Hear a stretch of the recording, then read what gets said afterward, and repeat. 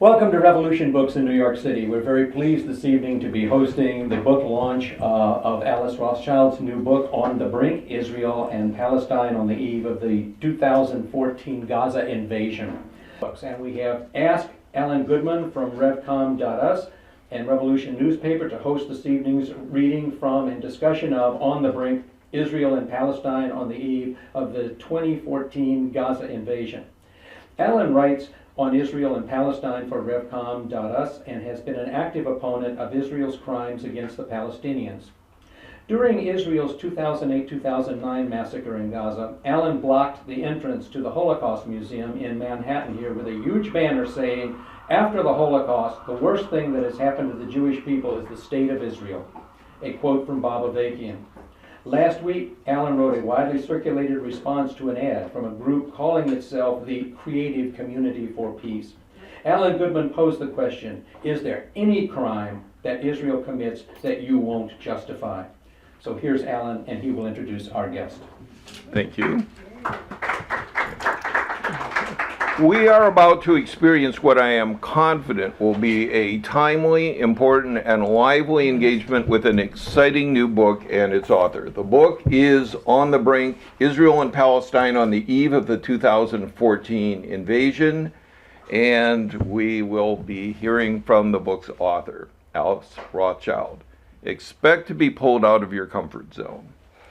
This is a moment in history when millions of people in this country, for a change, are searching for an understanding of what was behind the savage massacre of the Palestinian people in Gaza.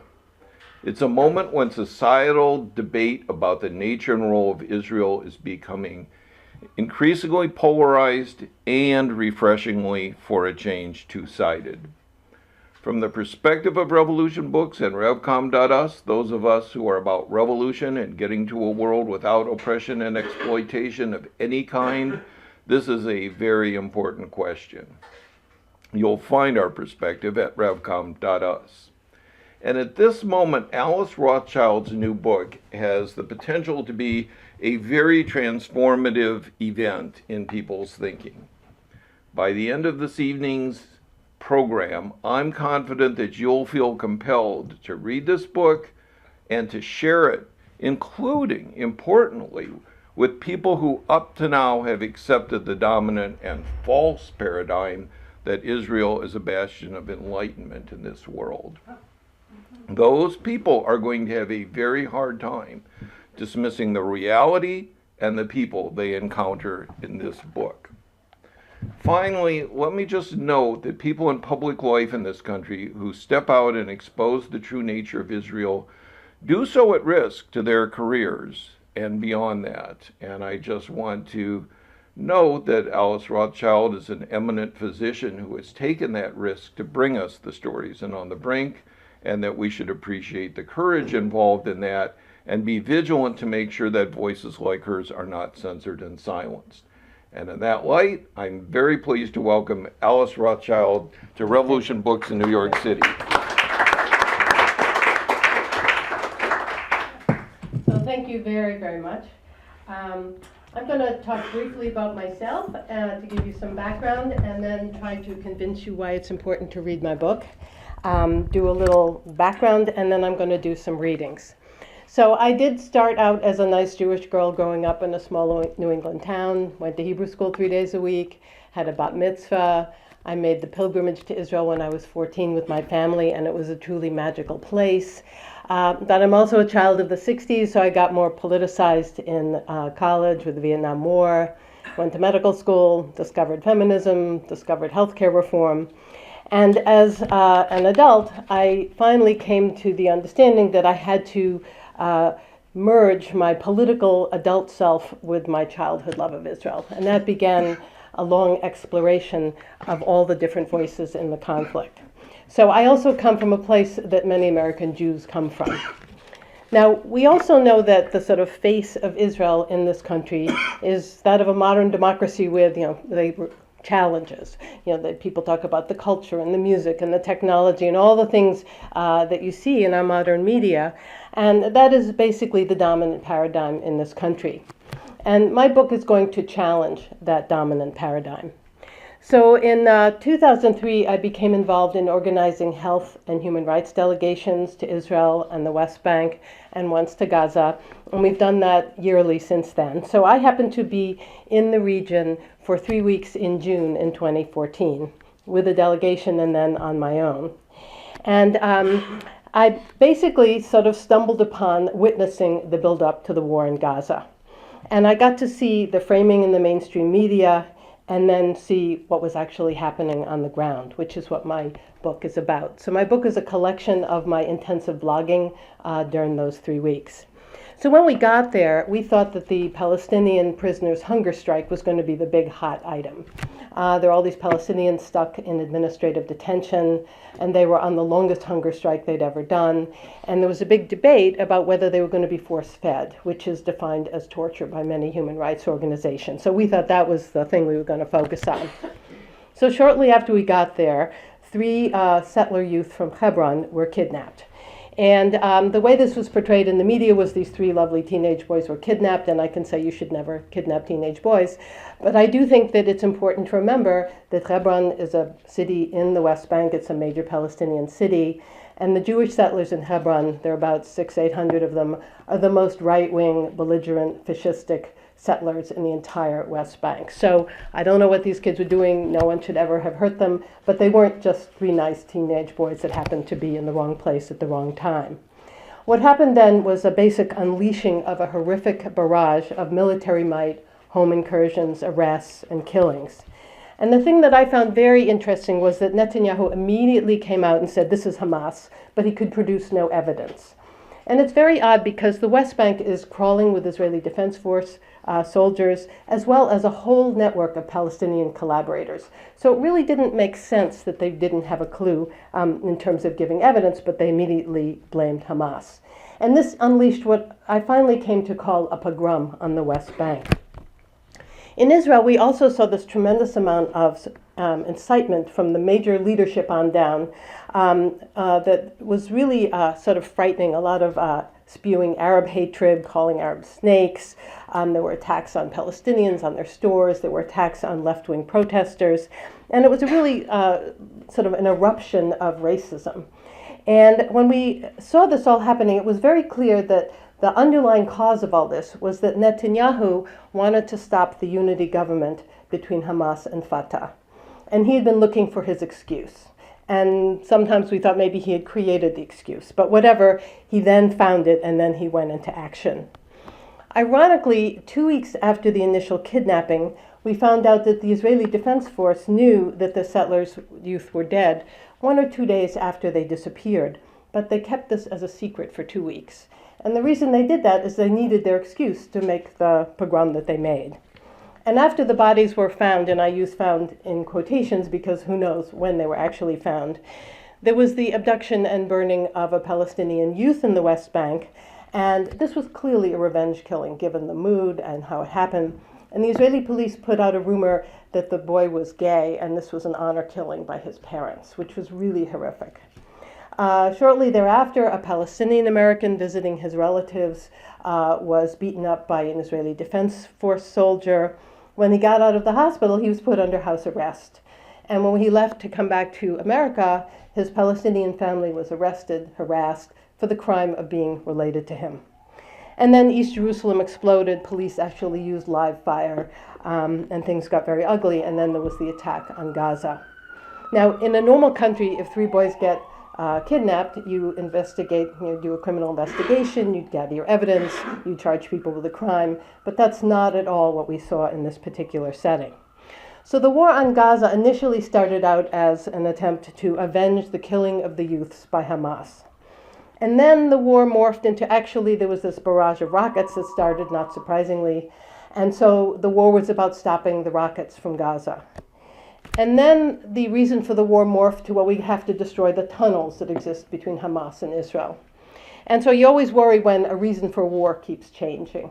And the other thing to think about tunnels is that the IDF knew about these tunnels long before the war, and that tunnels can be destroyed from either side. So these tunnels could have been destroyed from the Israel side, and that's exactly how Egypt destroyed the tunnels between Rafah and Gaza and Egypt. So that was kind of a bogus reason to have a war. And then ultimately, it just became an all-out collective punishment on the civilians of Gaza, a destruction of the infrastructure, a destruction going after Hamas militants and leadership. And this is the third time that this has happened in 6 years. So I think it's important to understand both the larger context as well as the intimate details, because we live in an incredible disconnect between myth and reality.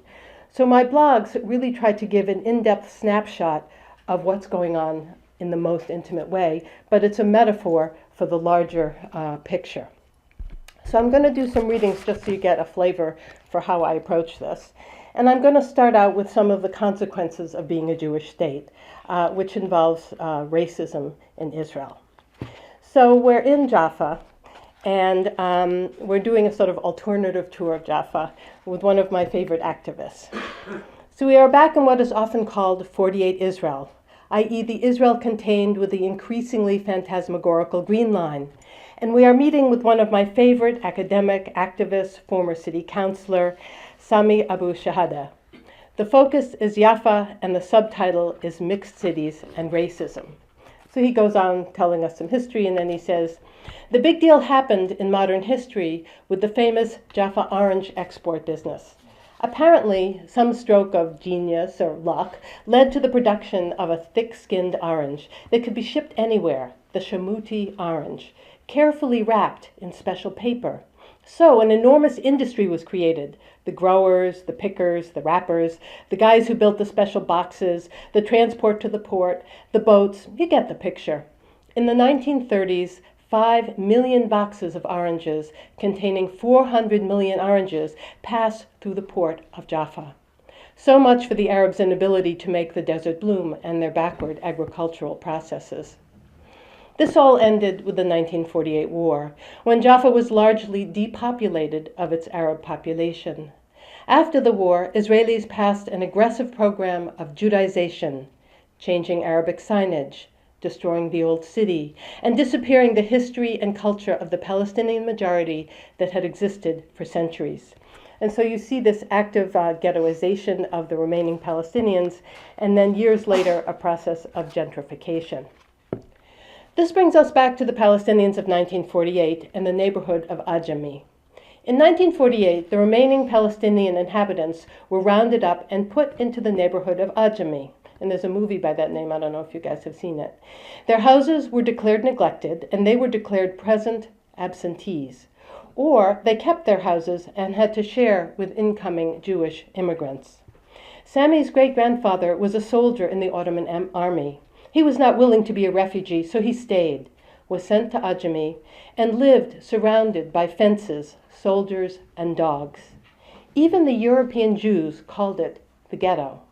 They should know.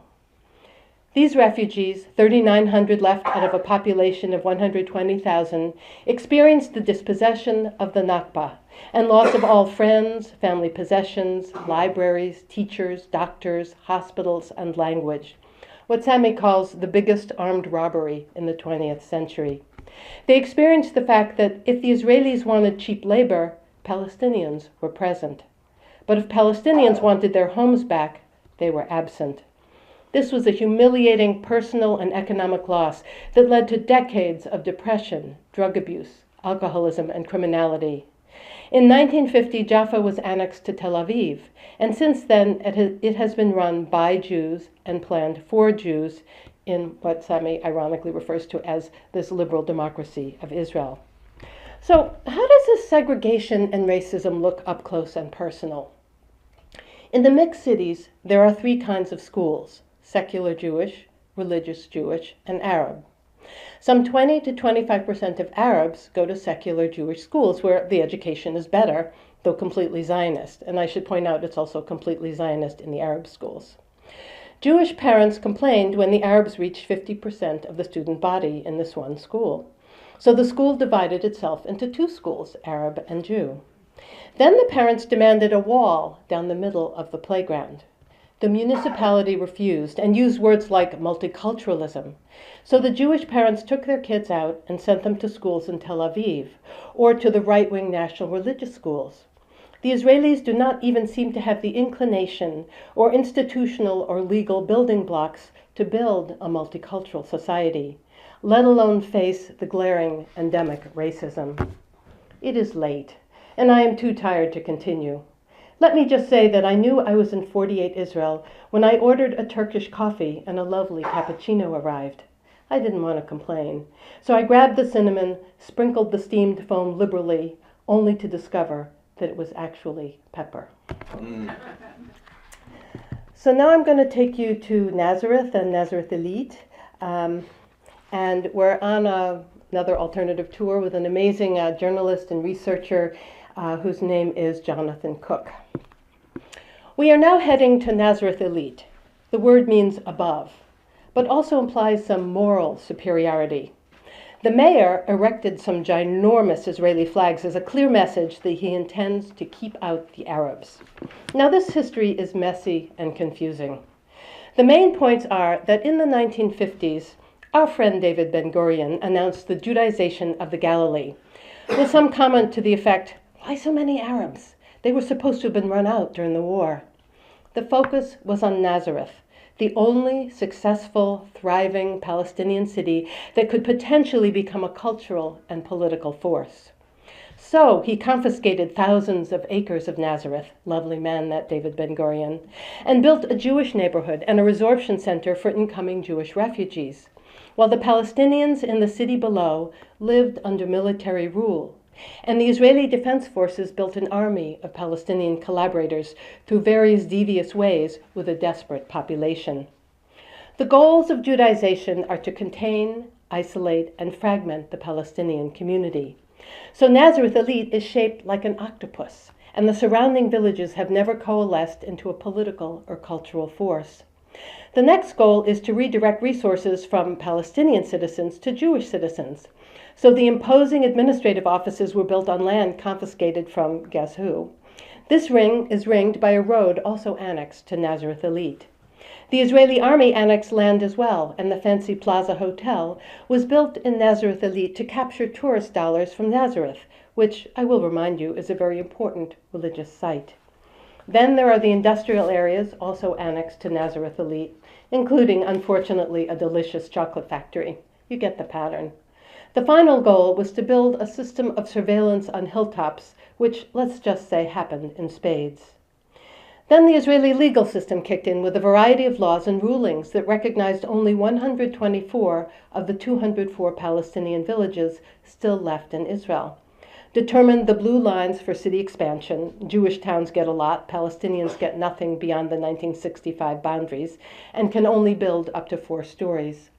Communities can use compatibility laws to keep out Arabs, and no one in the Jewish cities will sell to a Palestinian family. And the list goes on, and is quite disgusting, I must say, especially since we are talking about the only democracy in the Middle East. The mayor of Nazareth Elite, after describing Nazareth as, quote, a nest of terror, had difficulties attracting new residents, but he lucked out when 1 million Russians arrived looking for a place to live. Now immigration is at a standstill. Russians who want to get out of this less than desirable place are willing to sell to middle-class Palestinians who cannot find housing in Nazareth.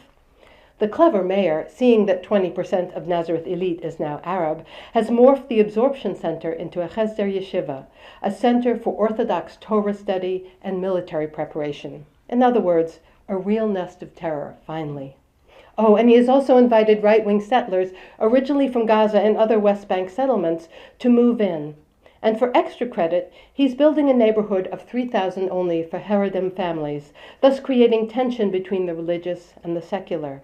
So there are now modesty patrols, women attacked with acid and shops burned, and we're not in Tehran yet. This makes the modern Christian Palestinians with their short sleeves and tight jeans wonder if it is time to leave. While this all may seem a bit crazy, the important concept here is that this whole exercise is about Judaization, getting rid of the Palestinians and creating a Jewish state by any means necessary.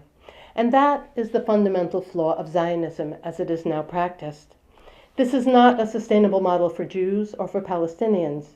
trying to make everything Jewish, whatever that means, and I would argue that most of what I have described is far from Jewish, but falls under topic headers like racist, prejudiced, Islamophobic, ignorant, etc., and is not what the richness and grand multiculturalism of life is all about. It is also not a good strategy to protect against anti-Semitism, which exists in the world. As Jonathan explains, quote, "It turns us into monsters. Nazareth and its big sister are just a microcosm of this growing national tragedy." So now I'm going to take you into occupation, because that was Israel. And I'm going to start out in East Jerusalem. And because I'm a physician, I have a particular interest in exploring healthcare.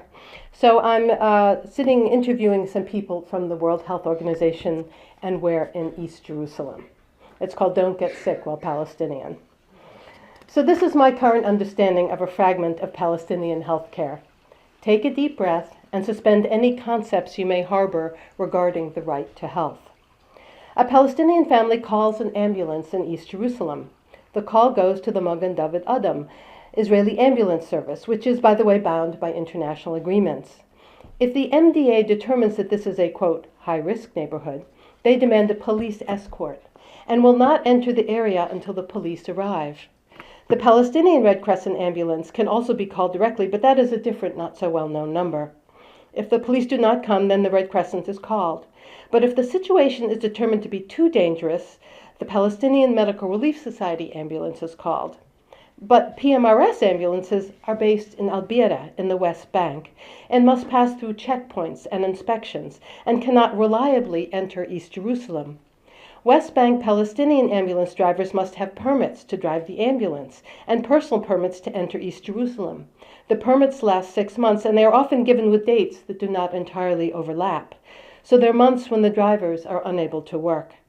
Palestinians in need of critical care from the West Bank face huge barriers, often have to walk, imagine chest pain, leg fracture, bleeding wound, emaciation and weakness from cancer, and walking across checkpoints, or be transferred by gurney between 2 back-to-back ambulances at a checkpoint. I have seen this with vegetable produce. It can ruin a shipment of tomatoes. But human beings? A Palestinian living in East Jerusalem is covered under Israeli insurance, which does not pay for the Red Crescent ambulance, which is often the only one that is able to come. Thus, the ailing patient, should he or she survive, is also out 150 shekels for the crime of being sick while Palestinian in a racist society. Ambulances get to Jewish Israelis in an average of 7 minutes. In the case of a motor vehicle accident in the West Bank, ambulance pickup is determined by the identity of each victim. Magen David transports the Jews, i.e. the settlers. Palestinian Red Crescent transports the Christians and the Muslims. But if the doctor determines that the Palestinian needs high-level care, that is only offered in East Jerusalem. The patient is transported to Kalandia checkpoint, where a, quote, humanitarian line is intermittently open. There are huge traffic jams, and an East Jerusalem ambulance is supposed to meet the patient there for the back-to-back transfer, if appropriate permits are obtained, which are ultimately determined by the Shin Bet, the Israeli General Security Services. These medical decisions are reportedly made by the Israeli health coordinator, but we found out in actuality they're often made by the soldiers at the checkpoints. I'm told that these 18 to 21-year-olds with large guns and no medical knowledge decide if a case is medically severe.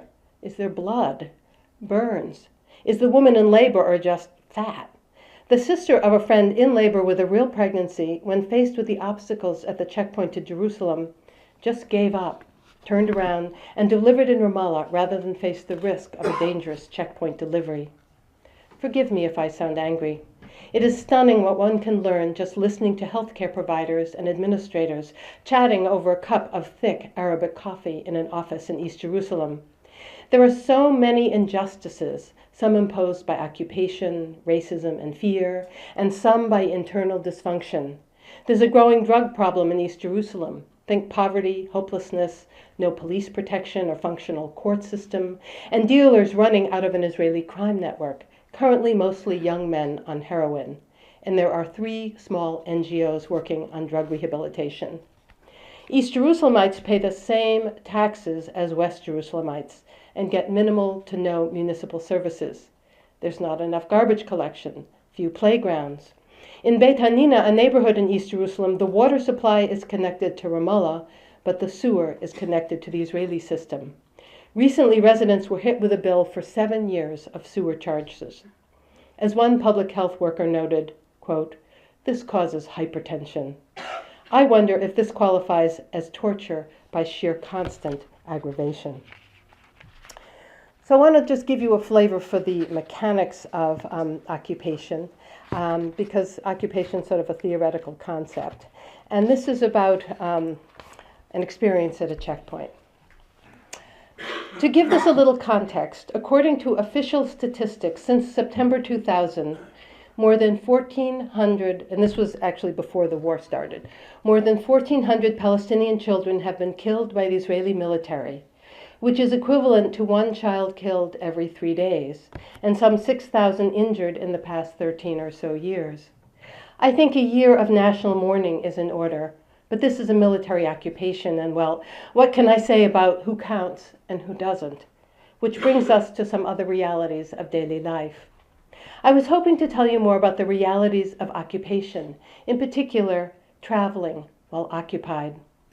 I, and every Palestinian I know, dreads Kalandia checkpoint, the major checkpoint between Jerusalem and Ramallah. It is a chaotic, traffic-plagued military terminal with guard towers and concrete walls and grimy garbage and narrow turnstiles and people waiting. Faces range from utter resignation and defeat to outright indignation and rage. I vary. There's a sign on entry that says in English and Arabic, "Please keep terminal clean." But the Hebrew reads, "Please keep order and cleanliness." Can't trust those frisky Arabs to stay in line. People queue in narrow chutes 2 to 3 feet wide with vertical floor-to-ceiling bars and an excruciatingly narrow turnstile that makes passage with luggage, shopping bags, or small children a humiliating joke. The turnstile is controlled by the Israeli security, and I note that even the green light does not necessarily mean the bars will turn. Once in the maze, bags are x-rayed, and I walk through the metal detector. Sometimes in protest, I do not take off my watch, and the metal detector buzzes, and no one cares. Sometimes they do. I then approach a bulletproof window where I press my passport up against the glass, and sometimes get the attention of a 20-something in uniform on the other side. Sometimes not. There's always a cup of coffee or a phone call, or communication is challenging. 2 members of our delegation were pulled aside for extra security investigation and were asked questions like, "Do you love Israel? Are you afraid of us? Are you sure you're not an Israeli citizen?" This woman's name was Malka, and she was questioned repeatedly because of her first name. "Do you love Palestinians?" These are real questions.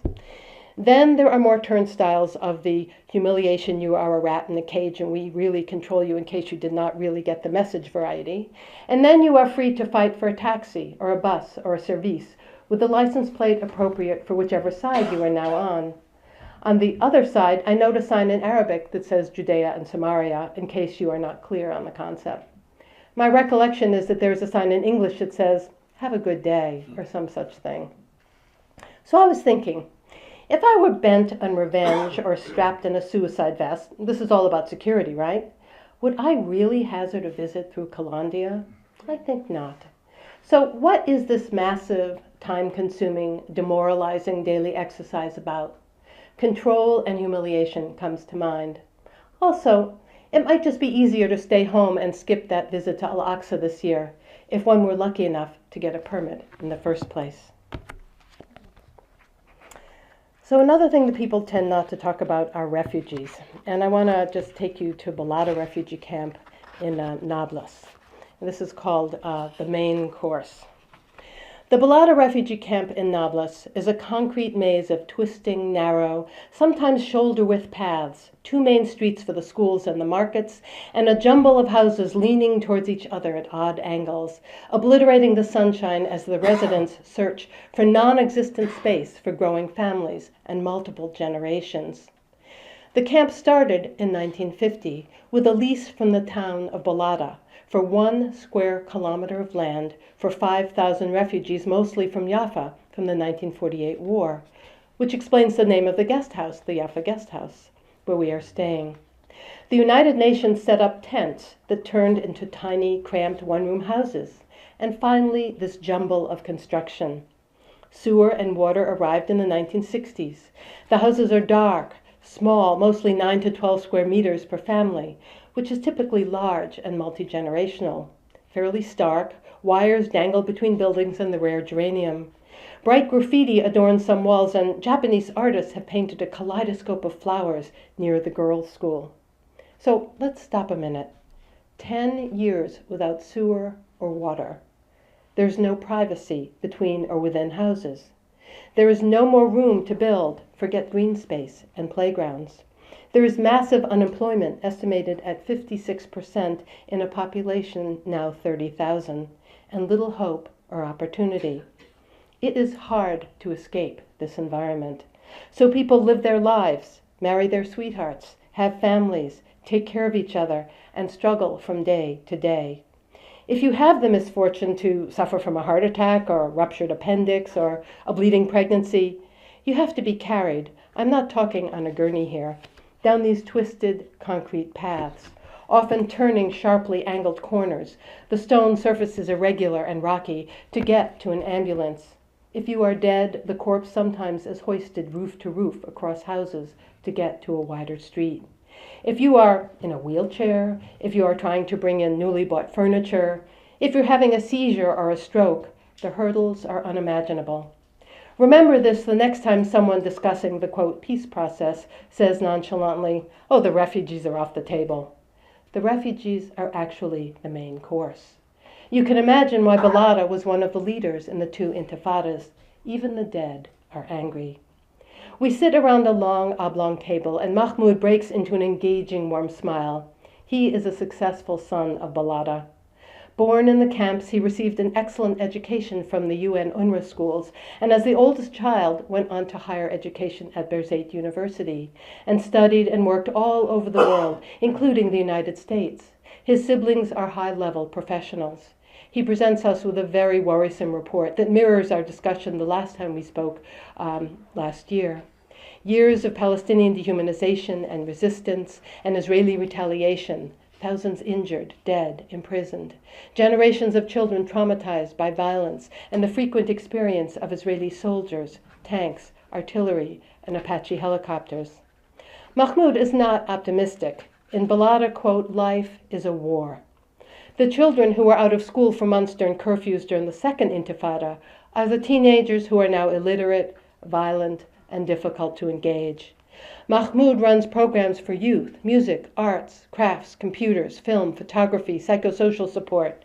He sees the depression, the rising drug abuse, and the suicidality. Boys walk unarmed into Jewish settlements, hoping to be killed and martyred. He notes that especially with boys aged 10 to 15, 50% of ninth graders are illiterate and cannot even write their names. The girls do better. They are more protected, have less exposure to the street, and in general are more focused, resilient, and studious. And then those folks who actually get employed barely make a minimum wage. Most people in Balada are becoming vegetarians. 1 kilogram of meat costs 50 shekels. Many men work all day for 40. So who's going to buy meat? The future, he is more optimistic about women, their strength, focus, and perseverance. He urges us to educate our communities in the United States, to vote and pressure our governments, quote, we do not hate Jewish people. We want justice and peace for everyone. The voices of reason are losing the ground. And I'm just going to close with this last reading, which sort of brings us around to my initial comments, called Who is the Terrorist? Let's just say Bani Naim is a large Muslim village of 20,000 east of the city of Hebron, a region known for large stone quarries and miles of vineyards. I have been visiting an extended family where most everyone is well educated, teachers, businessmen, doctors, people with degrees in education who cannot find employment and, quote, jump the wall to find work in Israel, or to get visas to do graduate work in the United States, or do online PhD programs in Islamic religion and Quranic studies. Families tend to be large, babies tend to be loved and plentiful. It seems that everyone we meet is related. Their idea of a good time is sitting on a balcony with each other at sunset, drinking Turkish coffee, eating sweets, talking, and smoking nargila. The main issue with the view, besides the stone quarry, is the Israeli military base in the distance and the spy balloon that hangs above the hills over the fanatically racist Jewish settlement of Kiryat Arba. The houses I visit are beautiful, meandering white stone Arab homes surrounded by patches of olive, almond, lemon, fig, and apple trees. Gardens with water-starved flowers and aromatic bushes like lavender that just burst with aromatic perfume when the sun sets. The love of the land and its bounty is palpable. Far from the center of town, there's a large field with a greenhouse where I see rows of happy mulachia that gets concocted into this great green soup with rice, and a field of wheat. Much has been passed down through the generations. The living rooms of these houses have big screen TVs, and often some totally discordant American cowboy movie with Arabic subtitles, or an overly dramatic soap opera from Saudi Arabia playing in the background. It is stunningly hot. And periodically someone talks about the 4 feet of snow that fell last winter and paralyzed the village. The land is hilly with single homes here and there. Throw in some goat herds and minarets, and if you keep looking, you can see the Dead Sea and the purple hills of Jordan. It is all pretty spectacular. This is the kind of family that warmly welcomes me into their home. The mother has prepared a ginormous meal of extraordinarily good food, which is made of rice and chicken and stuffed grape leaves and stuffed zucchini and yogurt and spices to die for. Everyone is behaving as if I have not eaten in days. So after a little schmoozing, my host then suggests that the family watch my documentary on the Nakba, which I had with me, Voices Across the Divide.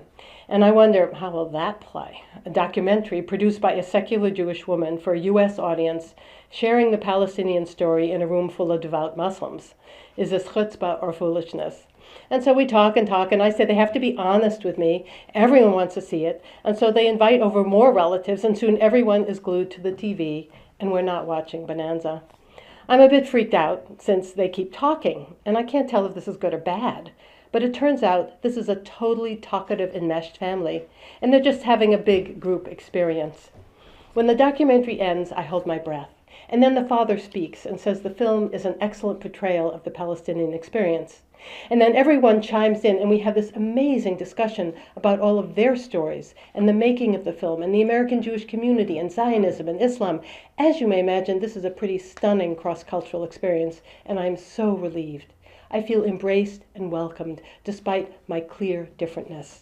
Perhaps I need more tea, and how about some nuts? So why am I telling you this story? When you hear a news report, these are the Muslim other, the Palestinian militants near Hebron, the faceless families that are being terrorized by Israeli soldiers every night since the 3 boys or settlers or soldiers or who knows what, or all of the above, disappeared. The day after the disappearance, the Islamic Center and School for Boys next door was ransacked by the Israeli soldiers, and the imam was detained for a few hours and then released. After our movie night and the sunset over Kiryat Arba, as we prepare for bed, I am informed that the Israeli Defense Forces have attacked the town. They are at all the entries and have started going house to house. The village has a Facebook page, which is suddenly the focus of everyone's attention. Someone reports that 3 to 4 buses of fully armed soldiers are walking through the town. Some take control of one house and put a sniper on the roof. TV news is talking about an IDF attack on Rafah, the southern border of Gaza. The electricity flickers on and off. Why? The family is anxiously awake until the middle of the night, tracking the soldiers on Facebook and on a local radio program. The father finally goes to the mosque to pray when the muezzin calls at 4 a.m., and then he comes home and goes to sleep. I learn that, like many Palestinian men, he has been arrested twice and was in administrative detention for 2 months and released without any charges. He has obvious reasons to be anxious. He is a Palestinian male while Muslim, which is an arrest category in itself. No arrests are made here during the night, but everyone's nerves are a bit shattered and no one sleeps well. The youngest son is curled across his mattress and is in a deep stupor. I wonder how this all impacts him and his sense of safety, his belief in his parents' ability to protect him. The press is reporting hundreds of arrests, many more injured, and a steady number of killings. Hamas members, including legislators, are clearly targeted. Earlier, we passed one of the big "Bring Back Our Boys" signs, and these were all over the place. And it hits me that this is supposed to resonate with the violent kidnapping of girls in Nigeria. I try to imagine a society where that slogan would mean all of our boys, not only the 3 snatched last week, but the thousands of mostly boys and young men lost in Israeli detention centers without parents or lawyers or the legal and human rights protections of any decent society. And then there are all those boys who have lost their humanity, breaking into houses night after night, terrorizing families, turning into frightened, dehumanized monsters. And I realize we need to bring them back as well. Thank you.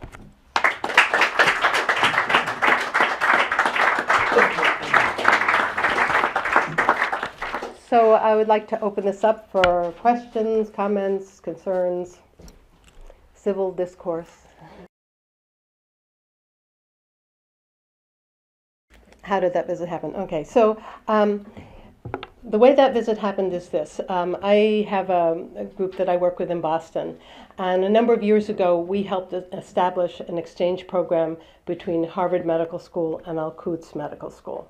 And Al-Quds Medical School is a medical school in Jerusalem, and the Israelis built a separation wall in the middle of the campus of Al-Quds. So the medical school is actually now in the village of Abu Dis, which is now on the West Bank and is separate from the rest of the university.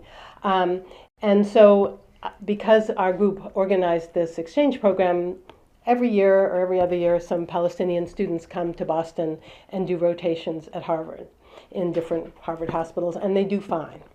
And so since I have a big house and my children are gone, my husband and I open our house to these students.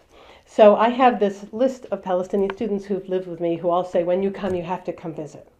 So this was the home of one of the students, and each family is like, their kids stayed with me for 2 weeks and 2 months, and they want to give me like 2 months worth of food in the 2 days that I'm visiting. So it's that kind of event. So I was visiting the family of one of the students. He's a devout Muslim. His father's a veterinarian. They used to live in the Emirates, and his father was the veterinarian for the royal camels.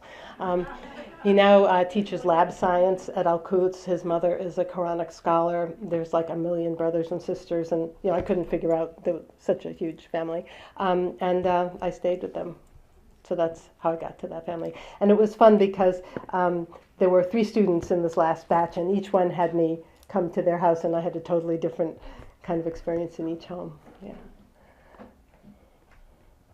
Alice, you started off mentioning the orange groves. Yes. And I'm wondering, sort of as a metaphor for Palestinian industry and their economy, what exactly was what happened to that orange grove, and what's the status of Palestinian a Palestinian economy, both in the occupied area and Gaza?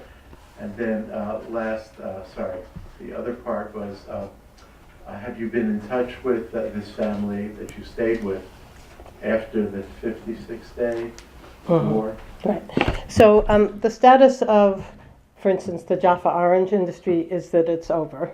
And I think the trade name was actually sold to some other, I don't know, it's no longer part of the deal. So it's history. And so the status of the Palestinians that remained in Israel proper, or what we call 48 Israel, which is Israel with the borders of the armistice line at the end of the war, is that most Palestinians have lost most of their land. And so, the I haven't heard of like the Palestinian economy in Israel as a concept. I'm sure there are people who can speak to that academically. But the villages, as I said, the villages lost a lot of their land. A lot of Palestinians are what are called present absentees, which means that they were thrown off their land and they lived in some other place without their agricultural ownership. So I don't have an easy answer on that, except that it's not good. In Gaza, there is no ability to export anything, and as we all know, Gaza has been bombed excessively 3 times in 6 years. So the most fertile agricultural land is along the border with Israel, and that's a closed military zone. So it's just in a disastrous mess. There's a major problem in Gaza with water. The water has been contaminated either with sewage or with salt water. So that economy is in a catastrophe, basically. In the West Bank, there are flourishing farms and agricultural products being produced.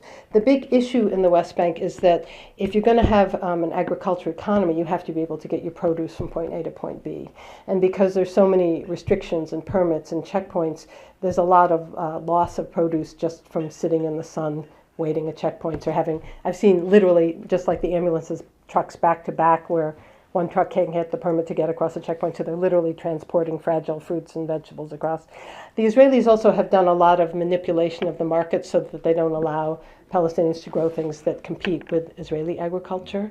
And the Israelis also have taken the Jordan Valley, which is a very fertile, warm area, and made it a closed military zone. So there are these huge Israeli sort of plantations, basically, in the Jordan Valley. So it's a stumbling, troubling agricultural production because of all the difficulties of doing it under occupation. What was yours? Oh, I haven't. The family was. I haven't been in touch with the family since I left.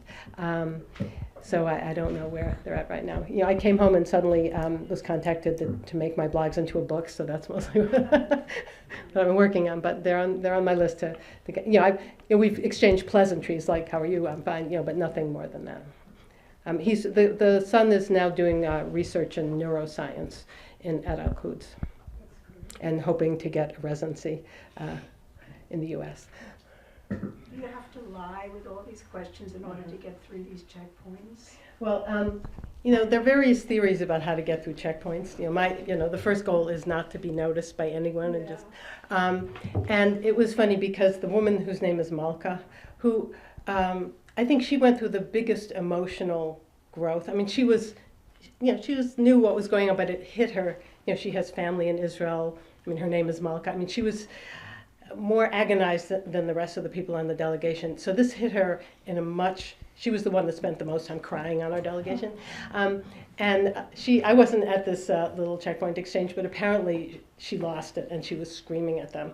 And ultimately she started praying, screaming prayers like that she remembered from Hebrew school, and then they let her go, and she was like, gotta remember that, because she totally couldn't keep her cool. There's no right answer. I mean, the thing about checkpoints is that sometimes you go to a checkpoint and you're just ready for some big deal, and there's not even anybody there. You drive through. And sometimes you go and you wait for 4 hours and they don't let you through and they don't give you a reason. And sometimes you go and you wait for 4 hours and then they look and they let you through. Or sometimes, So the fact that every checkpoint is unpredictable means that they have total control. Because if you knew every checkpoint's going to take a half an hour, then you'd say, okay, I have 3 checkpoints, I'll leave an hour and a half. But you never know. And then to say, okay, that means that every Palestinian going to work, going to visit their mother, going to the theater, going to do whatever you do, never knows, means that they have total control over an entire population.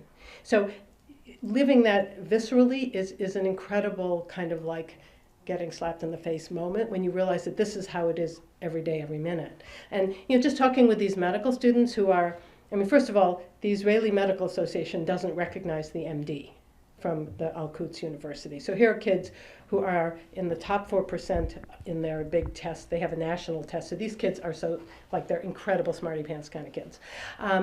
And they have a very rigorous education. I see them at Harvard on their rotations. They all, compete perfectly fine with their smarty pants Harvard students.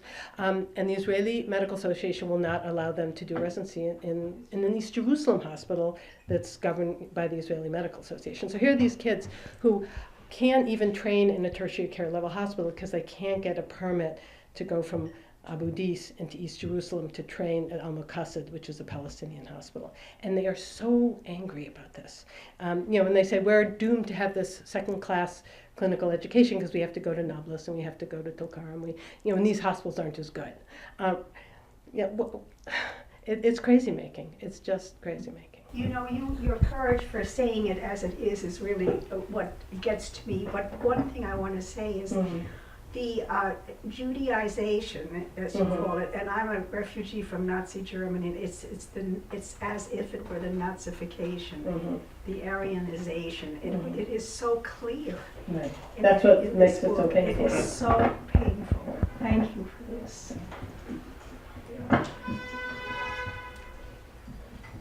Maybe I can get in a question. I would like to recognize the courage of that last statement as well, with the background it was came from. There's a chapter in the book called Walking with Ghosts, which might have been my favorite, because there's this fundamentally false narrative that most Americans believe that Israel was a land without a people for a people without a land. And the story in Walking with Ghosts reminded me of, I passed up the trip to Israel at 14, but a friend of mine went and came back, and he was telling me, yeah, the kibbutz we were on, you know, there was like these abandoned buildings nearby. And I said, what were they? He said, oh, they told us they were ancient ruins. Roman And ruins, right. yeah, and you know, it was just a chill went through me when I read that chapter. Maybe you could talk about that experience. So this was Lifta? I don't know if he was at the time Okay. of Lifta, but what right, you described right. is similar. So, I mean, there are a lot of ghosts. So what's happened is that there are many, many Palestinian villages that were destroyed in 48 and after 48. I mean, the destruction didn't stop in 48. And so a lot of Jewish National Fund forests were built over destroyed Palestinian homes. And for instance, in Canada Park, and Canada once had figured out this was three destroyed villages, it took back its name, so it's now called Iolon Park, but no one can remember that, so they call it Canada Iolon Park. You know, there are clear-cut destroyed homes. There's an olive press that's clearly a Palestinian olive press. This is completely unmarked, invisible, and the Jewish National Fund built all these forests to cover up what was there before. And in I think the chapter you're referring to is the city of Lifta, which is right adjacent to Jerusalem. It was a very vibrant town at the time. That was attacked even before 48 by the Jewish, what I would call terrorists, and people fled out of fear. And it was a beautiful, beautiful town. Part of it was going down a hill. There were a whole irrigation system. There were gardens. I mean, it was a very sophisticated agricultural place, and it was the way people got into Jerusalem. And now it's just broken down buildings and sort of the memory of something that used to be there. And so what I found very interesting is that if you choose to see, you can see the history. You can see the destroyed homes. You know, Palestinians tended to plant sabra cactus as borders of their property. So you'll see the sabra cactus, which if you chop them down, they're like come up. They're very hard to kill. In the most unusual places, you know, and you go, every time you see a row of those, that used to be a Palestinian property. So once you get the sort of double vision of knowing what you're looking at, you can see it everywhere. And there are towns like that were not destroyed that have become artist colonies. And there's one that they made a bar in the mosque. You know, it's kind of a tacky thing to do if you're really going to make people feel bad. So there's stuff that's like not only it becomes ahistorical, but it's also an affront. And you see this over and over again. And one of the things I find very interesting is just to travel either with a Palestinian in the West Bank or with a Palestinian with Israeli citizenship in Israel and just have them narrate the landscape, because they see a very different landscape than everybody else zooming by, because they see the history. And, you know, particularly in Canada Park, I didn't write about this in this book, but, you know, I went to Canada Park with people from the village that was destroyed, and we're walking, looking at some things. That's where my grandmother lived, and I went to school over there. You know, he was like recreating the village in front of our eyes. And one of the most inspirational Israeli groups that I know is called Zochrot, Zochrot, and this group is dedicated to teaching Israelis the history of the Nakba. And so they will do things like go to a park and start putting up, you know, changing all the signage so that it says what was really there. Or they'll take a neighborhood in Tel Aviv and start changing, you know, this village was here, or in Jaffa they'll put the old names of the streets because they've all been changed to, you know, Jewish soldiers and people who fought in wars and stuff like that. And so it's a very powerful group. They're a voice in the wilderness, but they're very, very important. And they actually had a film festival called Nakba and Return that was in Tel Aviv that my documentary showed at, and my documentary is part of their classroom resources for Israeli teachers, and it has Hebrew and Arabic subtitles, so it can be used in that setting. So there are voices in Israel looking at this stuff, but they're very much in the minority. I'd like to talk about the blockade of Gaza and the Israeli calculation of calories per person. I think this is incredibly inhumane, and it reflects too much on what the Nazis were doing to the Jewish people during the war. I'm especially concerned about children, and Dr. Mads Gilbert brings this out, that most of the children in Gaza are now anemic.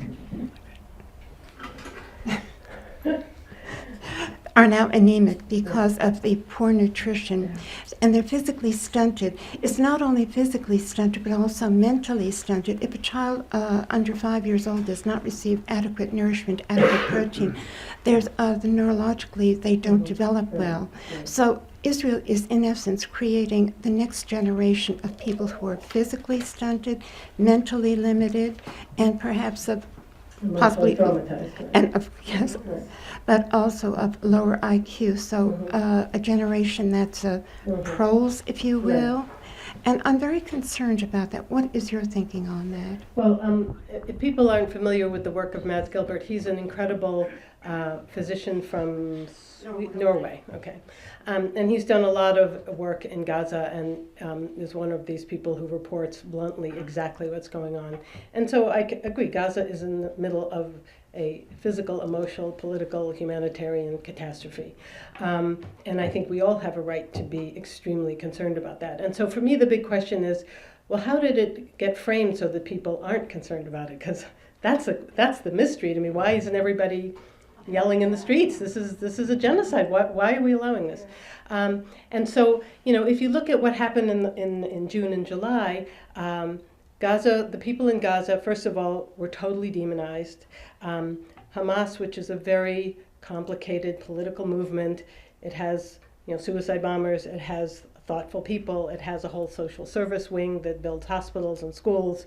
It's not a monolithic organization. It was elected democratically. Then there was this massive blockade. It's a complicated, messy history, but the people of Gaza were completely demonized and made to be less than human. And so once you make someone less than human, then you can do horrible things to them.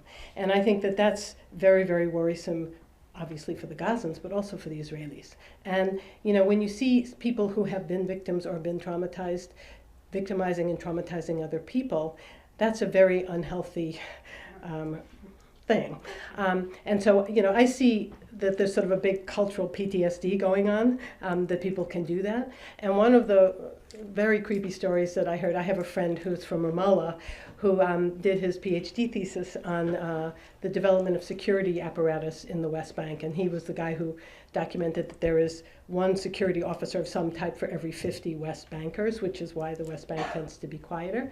And when he was 15, Israelis came to Ramallah and they rounded up I think men from 13 to 50 or whatever their criteria was, and they put them in the soccer field, and they actually wrote numbers with magic markers on their arms. So he said, there I am sitting in the soccer field with a number on my arm, and I'm thinking, this is too bizarre and creepy. So this is unacceptable behavior. And so, when I look at this, I feel like it's very clear the Israelis are out of control, and the government is out of control, and the politicians of all stripes, ours, theirs, Palestinian politicians, everybody has failed this. So the only way that there's going to be change is through grassroots mobilization, is through changing the sort of international opinion about this, because the players are so enmeshed and so pathologic right now that it's not going to happen. And so that's why I'm very much in favor of things like the boycott, divestment, sanction movement, because I feel like there has to be some limit and there has to be some international outcry. And our Congress isn't going to do it. Our Congress is completely owned by AIPAC and the Christian Zionists and the military-industrial establishment and all the things that own Congress. So we can't, I mean, you got to write them letters anyway, but they're not exactly listening. So it's going to have to be something that comes through some international movement. And right now the BDS, or Boycott, Divestment, Sanction movement, I think is the most exciting, nonviolent, interesting thing that's going on, and is what Palestinian civil society is asking us for.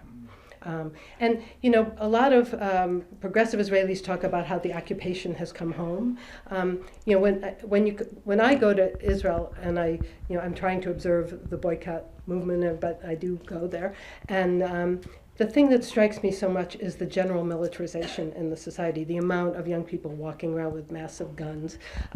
There's increase in domestic violence. More soldiers die from suicide than combat. I mean, it's got, this stuff turns inward. And so I think it's time for the international community and the grassroots to start being much more forceful than we've been.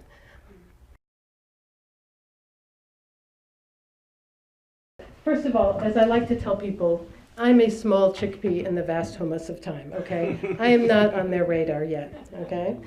So I get into Israel by going to Ben Gurion Airport and walking in. I always go in like with my heart pounding and thinking, oh God, this time they're going to deport me, but it has never happened. They have bigger fish to fry than me. I once had trouble getting out, which is an interesting thing, because what the Israelis security do is that they harass activists when you're leaving. And there's something weird about sitting in a little cubicle without your shoes and without your identification for hours and wondering if you'll get on your plane and thinking, what are they going to do to me? It's intimidating. But this is nothing compared to my Palestinian American friends who get interrogated for 8 hours when they come to Ben Gurion, or even to the Allenby Bridge, who get strip searched, who get humiliated. I mean, put me in a little cubicle for 4 hours, that's fine, thank you very much. So I'm very aware of who gets really harassed and who gets turned away. And also I'm very careful. It's like the year that I was going to Lebanon, I had a separate passport to go to Lebanon, which was separate from my passport to go to Israel. So I'm very careful not to have countries that don't talk to each other in the same passport. And the US will give you 2 passports if you're going to be doing that stuff. So far it hasn't been a problem, but it's always, because it could be a problem, it's just like checkpoints. It's always on your mind. When I do delegations, we all go in as individuals. The itinerary is up in the cloud. We do not bring anything that reflects anything but that I'm a nice Jewish lady whose name is Rothschild and I'm going to visit Jerusalem. And that's how I present. And, having that name, having this face, I can pass, So that's what's happened so far. And, there's so much profiling that goes on. I mean, there was one time when I was going home and I was staying in Ramallah, and so, it was one of those flights that left at 7 o'clock in the morning, so you have to get there at like 3 o'clock in the morning, because the airport's usually a 4-hour kind of experience. So I take this cab, this Palestinian cab driver. So to take a Palestinian cab in Ramallah to the Ben Gurion Airport means it's an East Jerusalem cab with Israeli plates who comes out to Ramallah to pick me up, to drive me back in to the airport. You have to get the right. So here I am, I'm half asleep, and he's saying, look, this is the story. I did not pick you up in Ramallah. I picked you up at the American colony. You were staying here for this, and he's giving me like the rules. And I said, why are they going to stop us? And he said, they look at us and they'll stop us. I said, but they look at our faces. He's got a Israeli license plate, but he has a Palestinian face. And this is in a country where half of the Jews are from Arab countries, and yet there's still racial profiling to the extent, and they stopped the cab, they searched all my stuff. I'm like, I was at the American Colony Hotel. I'm like, I'm trying to get the story right. And he's like, but it's creepy that you're in a country where the cab driver has to give you directions on how to get out without getting harassed, Yes. And I just wonder if you can reflect on what you see in terms of the questions people have, the opinion that is out there. How can we transform this? I mean, obviously your book is tremendously important and all that, but maybe you could. So I want to just address 2 things. One is, I think it's important to think about what does the country of Israel do for U.S. foreign policy. And I think when I think back to 48, I can understand, particularly because of my mother, the sort of guilt, horror, post-Holocaust, and how that sort of merged together with Zionism and the sort of nationalist movements, how the state of Israel came into being. And at the very beginning, Israel was the bulwark against communism because Egypt was aligning with Nasser, and so it had that role. And then it became, our foothold in the Middle East for oil, and now it's our friend against terrorism. You can see how it has different roles. But I also think we should never underestimate the interactions between the military-industrial complexes in both countries, because we make all this weaponry, we give Israel money, they buy our weaponry, they field test our weapons. I mean, this is a huge industry that actually has a lot to do with how things and why things happen in this world. So it's important to remember that, along with the Christian Zionists and AIPAC and everybody else who gets a vote here. So it's a very multi-layered reason why the Israelis have so much power. And they also do our dirty work in the third world. I mean, we shouldn't forget that part too. In terms of, I've sort of actively been focusing on this since 1997. And when we started our group, we spent a year debating whether we could have the word Palestine in the name of our group, because that was such a controversial word. So we've moved. The world is better. And, you can say the word apartheid, like Jimmy Carter said the word apartheid. When he said it, it was this massive explosion. And now people are, well, I don't think it's really apartheid. And they'll actually talk with you about it. So I think that the discourse is much broader. I think that, particularly in college campuses, that students are much, much more informed and aware of what's going on. I think that with the internet, with everybody having a smartphone, being able to film whatever horror is happening out in front of their house, with just the general availability of information, with the growth of Al Jazeera, I mean, there's a ton of things that it's much more easy to see and know what's going on. It doesn't mean people are going to actually act on it, but at least they know what's going on. So I do think that the discourse is much wider, and the sort of polish on the Israeli brand, it has been tarnished. And sometimes when I'm feeling utterly hopeless, since I'm sort of pessimistically optimistic, what I think about is the amount of money the Israeli government is spending to polish the Israeli brand. There are millions and millions and millions of dollars being spent to fight the boycott, divestment, sanction movement. So if it's such a piddly movement, why are they spending so much money fighting it? There are now students that are paid in the US to make positive comments about Israel and blog for Israel by the Israeli government. The Israelis are sending students to the US to be sort of goodwill ambassadors on college campuses. The David Project, which is in my hometown of Boston, which is David being Israel and the rest of the world being Goliath, has David Fellows on campuses to be sure that the messaging on Israel is positive. Campus Watch monitors Israel speech and reports on professors and spies. I mean, this happened at Columbia. I mean, so clearly things are heating up, okay? So this is all good. I mean, it means the pot is boiling, which is different than 25 years ago, okay? So even though things are terrible, I think it's better. So is it better enough? Absolutely not. Are the people in Gaza a million times worse off? Absolutely. But we know about it now. It's not invisible. Israeli generals are afraid to travel in Europe on vacation because they're afraid they're being arrested, and tried in some criminal court. I mean, it's just the tenor is different. There are governments that are withdrawing their pension funds from Israel. I mean, it's just the times are different. Now, that hasn't penetrated up to the levels of, like Mr. Obama, for instance, but, times are different, and I think that's good. In Boston, in a couple of weeks, there's an the first national Open Hillel convention. Well, Hillel is a campus-wide organization, very well funded in all the U.S. campuses, to provide a Jewish home for students on campuses. And I found out recently, you don't have to have any Jews on your campus to have a Hillel-funded Hillel person, because there are campuses with no Jews that have a Hillel director to be sure the messaging on Israel is correct. So they're having their first conference at Harvard, and so there are a couple of hundred students coming to talk about how to fight the muzzling that goes on in Hillel, where you're not allowed to talk about this and you're not allowed to talk about that, and you can't have this speaker and that speaker, because the students are saying, what is this? You know, we're students. We can talk about anything we want. We can debate. It's a Jewish value to talk about everything we want. So what is this? So this is all good. This is all good. So I'm not, you know, totally pessimistic. The other thing I just want to make clear, you know, I'm saying a lot of things about the Israeli government, and I want it to be clear that the Israeli government is no better and no worse than our government. And Israelis are no better and no worse than we are. I mean, we're not out rioting in the streets because we're bombing Syria.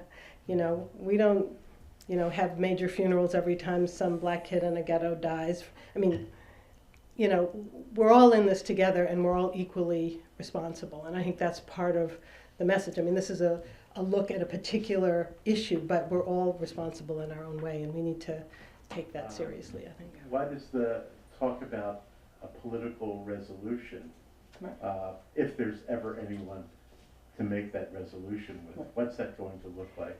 So I can just, first of all, the Israeli soldiers leadership talks about periodically mowing the ground in Gaza. So I think that a lot of Israeli theoreticians think that you can have what's called a contained conflict, and that's the strategy, which is not a strategy, obviously.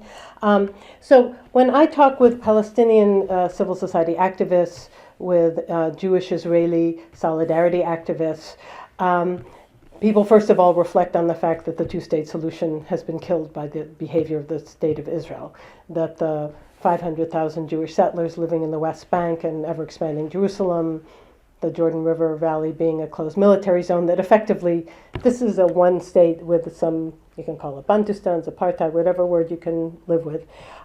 So that the two-state solution has probably been killed. Whether it ever was possible, I don't know, but it seems pretty unlikely now. And you know, when you're in a settlement that has 80,000 people and multiple neighborhoods and industrial parks and swimming pools and a university campus, it just doesn't look like they're going to fold up and go home anytime soon.